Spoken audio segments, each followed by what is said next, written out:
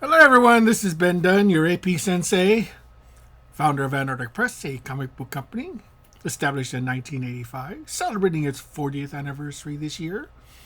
Also, the creator of such comics as Ninja High School, Warrior Nun, the Marvel Mangaverse, and many, many others.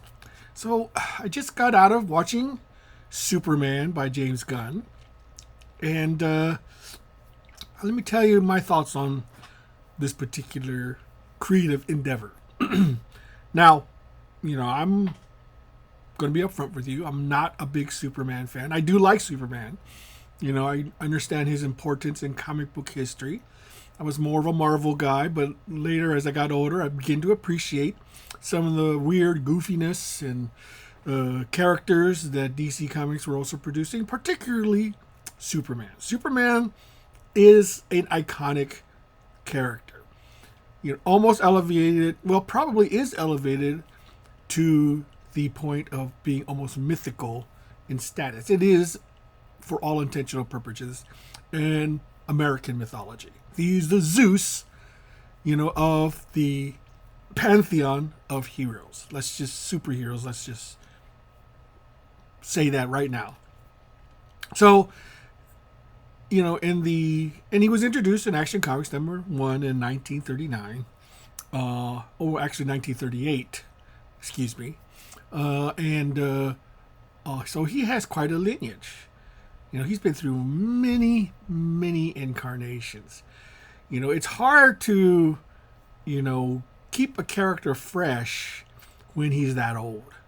So he's been through a lot of different versions, but essentially, Superman is a Boy Scout. He's a do-gooder. He fights for truth and justice, and no matter what anyone says, the American way. Now, granted, his early appearances were not the same as the characters that he's evolved into. In the early days of the appearance, he didn't have X-ray vision or heat vision or even super strength. He had super strength, but certainly not to the level of moving planets, and or reversing time and things like that. So, be it as it may, let us dive into the modern day incarnation of Superman, particularly this new movie that's just come out, which is simply titled Superman. No weird thing like Superman Returns, Superman Rebirth, Superman, rises from the dead, type thing.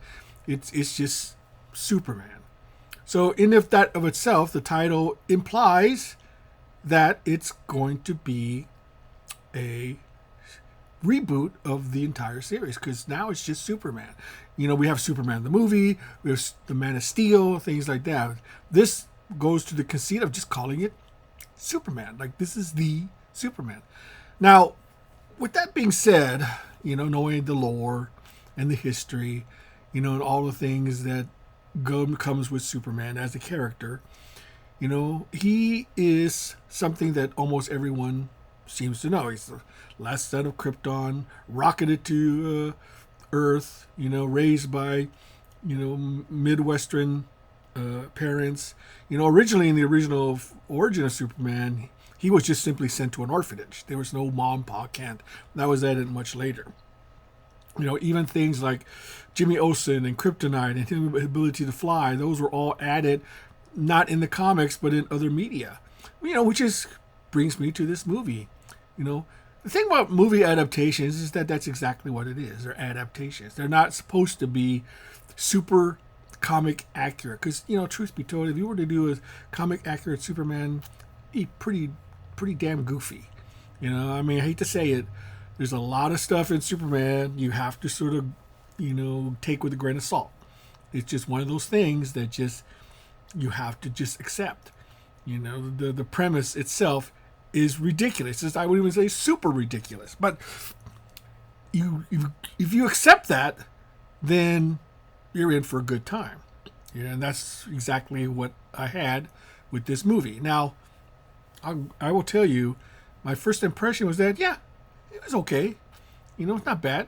The thing is, it's got a huge thing to measure against. We have the original 1978 Superman the movie, which was penned by Mario Puzo, the same guy who did The Godfather, for God's sakes. And we have other Superman with Superman 2, Superman 3, Superman 4, Return of Superman, all sorts of Superman movies, and not to mention the Max Fleischer Supermans, these movie serial Supermans, the movies, the TV shows, the Lois and Clark. I mean, there's been definite many incarnations of Superman. So this is just the latest one. I'm sure there's going to be one of many to come. Now, what was my first impression? Yeah, it was a serviceable Superman movie. I mean, it definitely made me think that James Gunn is not a person who is unknowledgeable of comic books. He knows comic books.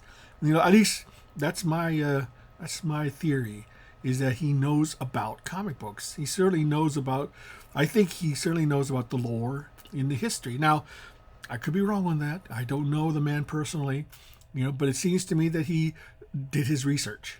He knew what was going on. And I have to think about the thought processes that went into his head when he decided to do this Superman movie. What to me, I got the impression that it was a love letter to the silver age of Superman movies. I think this is the kind of movie that he probably grew up with, when comics that he grew up with, and he was trying to tap into that lore. Because, we did try to, to do realistic versions of Superman here. And the thing about it is, Superman's not meant to be realistic. He's a comic book character that does really bizarre and fanciful things, because in comic books, you're not limited by budget. You can do whatever you want, whatever your imagination takes. And I'm sure with the grind of doing a monthly, comic book, you had to come up with all sorts of goofy-ass adventures over the many decades that he's been around. And this movie sort of reflects that sort of sensibility. The thing about it I really thought was, dead on, was the tone. It's a very comic booky tone. If anything, it certainly tried to tap into that zeitgeist of trying to be a comic book movie. And I think it accomplished that very well.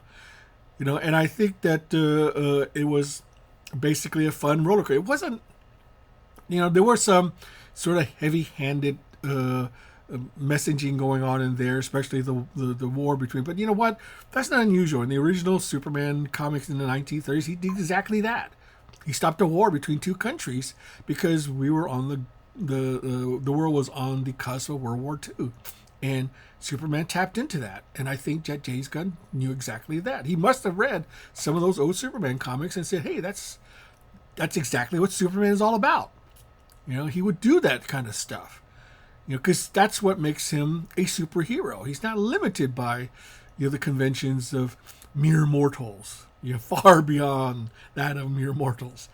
Because he is a creation of fiction. He's a creation of our imagination. So we're allowed to do whatever we want. We can fit in, whatever we want into the guise of Superman. Now, in terms of James Gunn, I think I honestly think he wanted to just do a fun, over-the-top, return to a basic comic book, silliness, that was missing in, previous comic book movies. One of the things that struck me, coming out of it, I enjoyed myself. It was fun. Okay, it wasn't. But was it a really? It was a good movie. It's just something that will stand the test of time, and I don't think it will.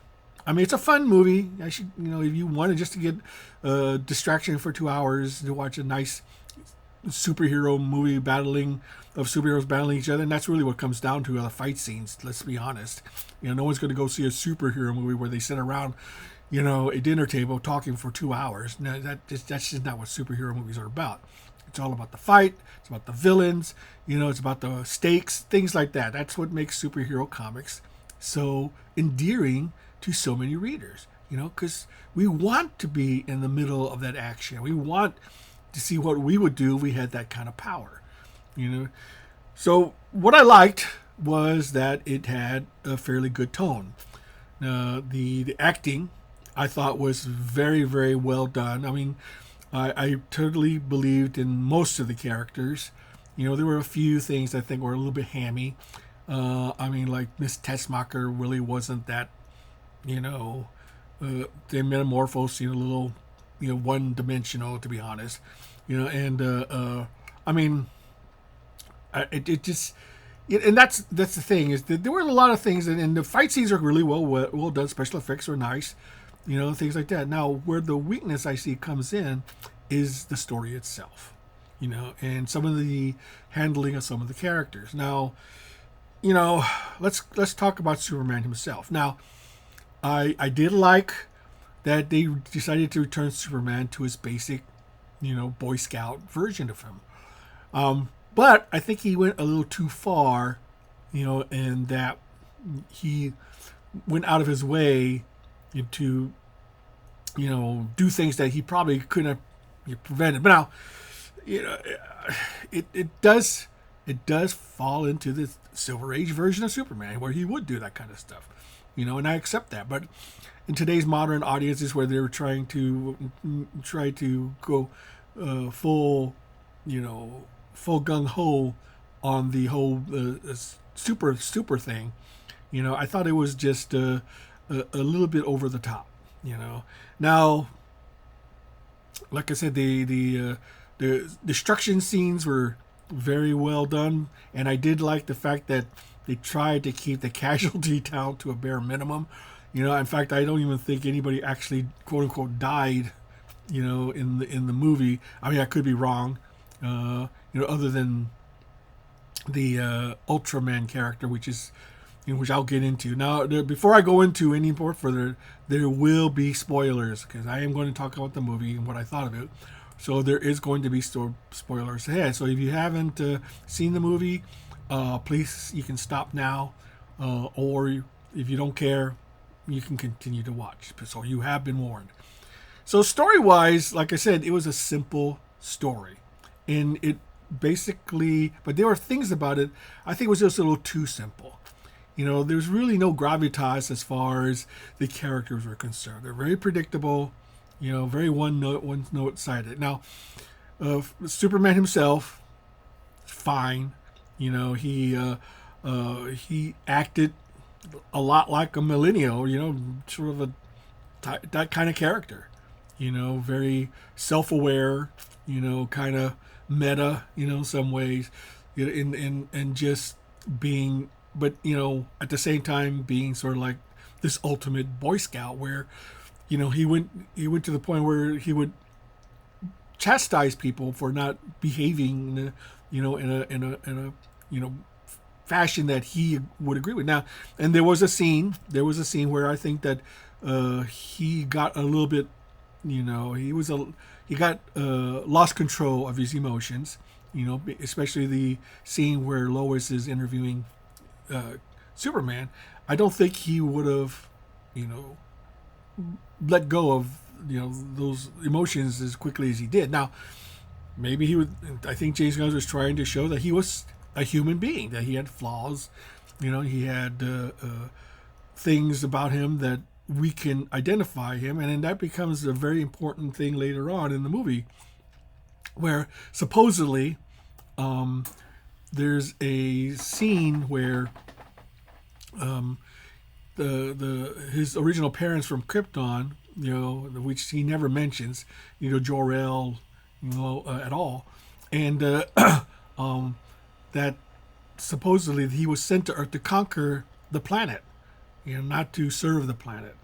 And then by mere happenstance, if that were the case, then I would think that his parents would put something in there to assure that to happen, because they didn't know where they were sending him to. They didn't know what kind of circumstances he would be, unless they were just observing the human beings and said, hey, well, let's just send him to that backward planet so he'll grow up and conquer the, sort of like a being the merciless type thing, and it always seems bizarre to me that if Krypton was that close to Earth, why Earth never discovered Krypton? It's just like, well, you would think that with a planet exploding, we noticed something like that, unless we just didn't have the technology. I mean, back in the 30s, I'm sure that was true, but you can't really make that excuse nowadays with all the technology we have, and so, I mean, unless Superman was sent by some sort of interdimensional portal where he could just instantly arrive on planet Earth. I mean, it doesn't make much sense in my opinion, at least now in this context today. Now, Lex Luthor, okay. I mean, what Lex has always been one of those things that I have a complicated relationship as far as adaptations in the movie. In the original Superman 1978, he was still, this was before John Byrne made him into a businessman. So he was still sort of like this conniving, character that, was into real estate. And for some reason, in this movie, it's pretty much the same thing. In fact, that's one of the things I did notice about this movie is that he borrowed a lot of elements from previous Superman movies and just incorporated in there. Lex's obsession with real estate, the nuclear man from Superman, 4, fighting and taking the place of Ultraman in this particular movie. The some of the other things I'm still trying to remember. I mean, I did like the fact that they left Paul Kent alive. In the original versions, Paul Kent is killed, early before even Superman appears. But in this version, he's still alive, and still influencing, Clark, to this very day. Let's see, I mean, there were some other things that, so I liked Lex when he was a scientist. I mean, in his original version of Lex, he had a hair, and it wasn't until much later that they retconned him as being Superman's friend. When he was a kid, as Superboy, Superboy did something to make Lex lose his hair, and Lex swore vengeance on him. Lex was always sort of like a super scientist, sort of the balance, the brains against brawn type thing, where Lex was the brains, and he was always trying to outsmart Superman, and Superman was the brawn. He always solved his problems by punching the bad guys. So it just seemed just the same old thing with Lex, and they didn't really, to me, I never really thought of him as more of as a credible threat, to be honest. There was really, to me, no motivation besides just wanting to have more real estate, and that just Superman got in the way, and he had to just somehow discredit him. And I mean, if he was that clever, okay, he invented all this. This is something I always find very strange in comic books, especially in comic book movies, is that all these bad guys have this fantastic technology. Instead of using it for the benefit of mankind, which they can make, countless billions of dollars using it, he decides to go ahead and, keep it to himself for whatever nefarious reasons he has. Now, that's what a villain is supposed to be, right? He's supposed to be able to do that kind. That's very comic booky. Again, go back to being the comic book thing. The other side, none of the side characters really stood out for me. The bad girl chick, I don't remember his name actually, and she, was just there to be an antagonist, to give Lex some sort of muscle, to fight Superman with. And the Ultraman can now. The name Ultraman. I mean, come on, guys. I mean, can you come up with something better than Ultraman? I mean, holy crap! That's about as original name as Nuclear Man. I mean, in fact, they probably would have been better off and just called him Nuclear Man, for God's sakes. I mean, they couldn't come up with a better name for this character. I mean, why didn't they just call him Bizarro?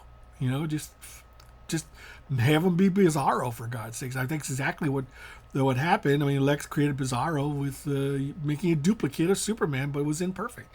And but that's just one of those things that it just sticks in my craw. Now, Now, the addition of the other characters, let me tell you that Mr. Terrific, Green Lantern, Hawkgirl, and they all appear in the movie, and including Metamorpho later on.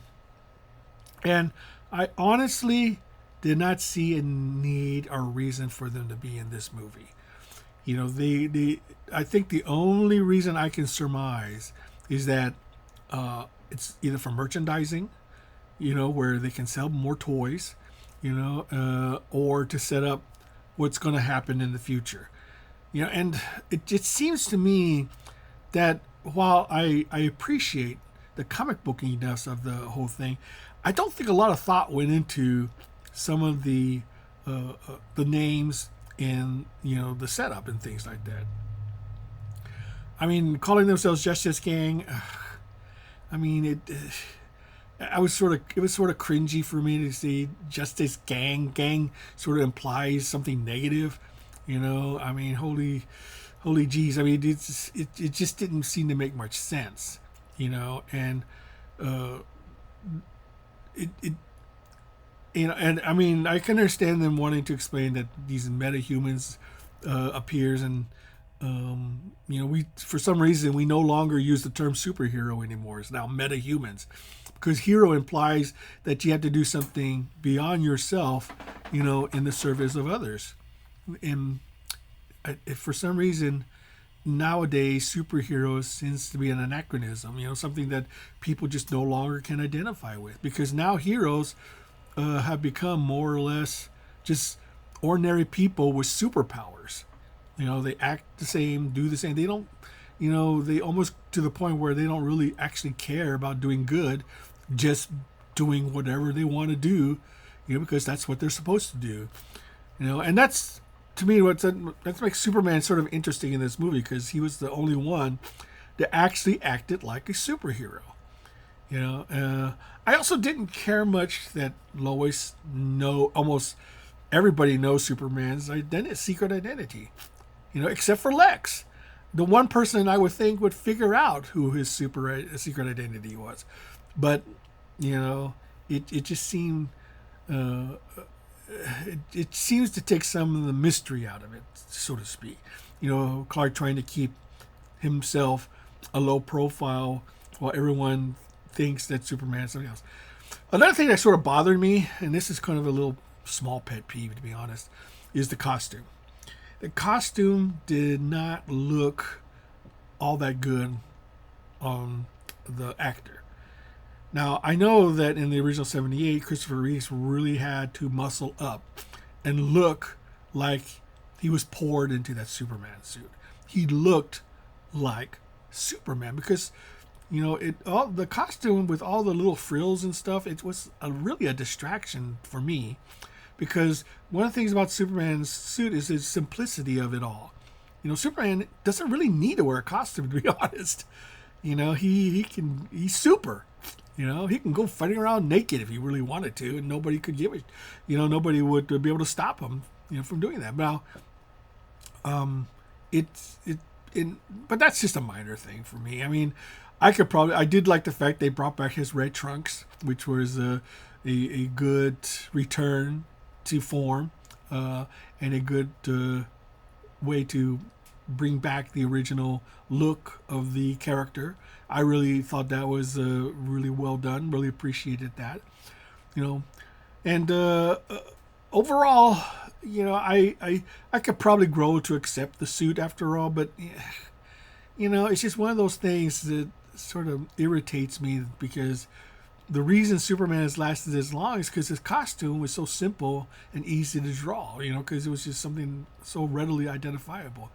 And it looked so well in the original 1978 version that I didn't see really any need to change it up all that much, you know.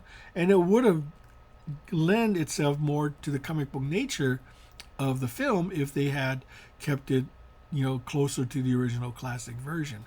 You know, to me, Superman himself, well, I don't criticize the actor for his acting ability. He just didn't look like, you know, Superman as far as his physique was concerned. You know, but, I think maybe they wanted to try to create sort of a everyman type to look with this particular version. Well, I will say, I admit, I did enjoy it. Whether it is worthy of repeat viewing, I don't know. Maybe when it comes to streaming, I'll watch it again and see what I think about it. I do love the 1978 version, despite all its flaws. It is to me, the classic version of the Superman because it was so well written. This one looks like it was written in a hurry, just to just put a bunch of stuff in there, because it's cool. They kept the plot very simple, which is fine for a comic book movie, but it doesn't have a limited depth, and it really certainly didn't bring anything new, as far as it. To me, it just seemed like an exercising a visual feast, with very little nutritional value. You can, it tastes good, but it's not good for you. So in the end, do I recommend it? Well, if you like just, good old fashioned comic book entertainment, popcorn entertainment, yeah, I think you probably walk away pretty satisfied. I know my wife and my son enjoyed it immensely, and they're not very big comic book people. I think comic book people are going to be more critical of this movie than non-comic book people, honestly. Because for many of them, they know who Superman is, but they don't know the lore. So as far as they're concerned, as long as they're entertained for 2 hours, they're perfectly satisfied with that. But for me, I'm a little bit more into the mythology of it all, so I tend to have a more critical eye as far as me personally is concerned. And while I did enjoy it, I think it's a very flawed masterpiece. It could have been something really great. I think the one of the things they should have just focused on is Superman himself. For God's sakes, there's more villains in Superman's rogues gallery than just simply Lex Luthor. They could have done something more different, a little bit more defining of the character. But I'm not the one who made the movie. I just watched it, so that's be it as it may. I think for comic book fans, they will be a little bit disappointed. I'm sure they'll come away, not hating it. I don't think, well, I mean, I have to speak only for myself. I didn't hate it, but I didn't love it either. I'm sort of caught right in the middle. A lot of potential, but I think it was just, frittered away for spectacle. And I think that if they had just spent a little bit more time on the script, to really try to find out something, to something about it to celebrate about Superman, they might have, it could have been a masterpiece to last the ages. But as it stands, it's a fine movie. I don't think it will be up there in the upper pantheon of great Superman movies, but I think it is a good, enjoyable, fun popcorn flick, and I think kids will enjoy it, and it may herald back the return of Superman, as his traditional comic books. Now, I do want to make one more point. At the very end of the movie, there is a cameo appearance of Supergirl, Kara Zor-El, who is the person who owns Crypto, which is the dog that constantly appears in the movie, and actually started to become very annoying to me after a while because, whoever trained Crypto did not do a very good job, in my opinion, and it just, that's just my pet peeve. Now, I'm pretty sure wherever, Superman could have probably had some help from Supergirl if she was there, but apparently she was off planet somewhere, but you would think that'd be some sort of recall device that he could use, or one of the robots could have, sent out a signal to her to come, hey, I could use your help here, but be it as it may, it was a nice little Easter egg. I'm sure it sets up for the Supergirl movie that's coming out, and the end credit scenes, there are two of them. One was Superman sitting on the moon with Crypto, looking over the Earth, Guardians of Humanity. And the last one was Mr. Terrific and Superman looking at a building that's not quite centered, and Superman criticizing Mr. Terrific on that. And Mr. Terrific taking, a personal objection to that. And in the end, he says, Superman, gosh, I can be such a jerk.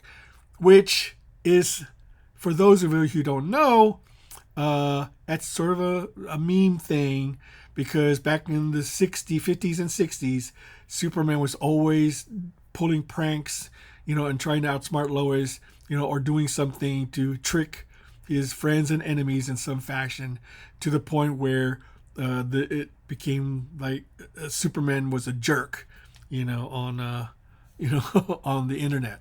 So for those of you who didn't know, at least that's my take on it, because he was a big jerk back in the Silver Age of comics. So that's my thought on Superman. Will it do well? I don't know. I don't really care about the box office. All I care about is how I feel about the movie. Would I recommend it? Yeah, I would recommend it. At least to go see it once if you're at all any Superman type fan, or a superhero fan, or even a comic book fan. So until next time, this is Ben Dunn signing off.